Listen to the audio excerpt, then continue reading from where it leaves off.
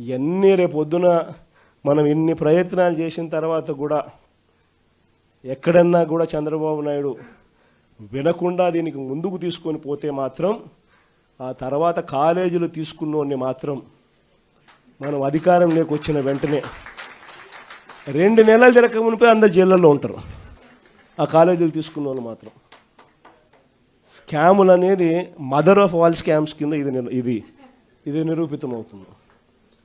అంతటి దారుణంగా ప్రజలకు నష్టం జరుగుతుందని కనిపిస్తూ ఉన్నా కూడా ప్రజలు దీనివల్ల ఉచితంగా వైద్యం పొందే అవకాశం పోతుందని తెలిసినా కూడా మన పిల్లలకు తక్కువ ధరకే, ప్రైవేట్ కన్నా చాలా తక్కువ ధరకే మన పిల్లలకు మెడికల్ కాలేజీలలో సీట్లు వచ్చి చదువులు అందుబాటులో ఉంటాయని తెలిసినా కూడా ఏమాత్రం ఖాతరు చేయకుండా చంద్రబాబు చేస్తూ ఉన్న ఈ తీరుకు చంద్రబాబు నాయుడుకు గట్టి గుణపాఠం మాత్రం ఖచ్చితంగా తగులుతుంది.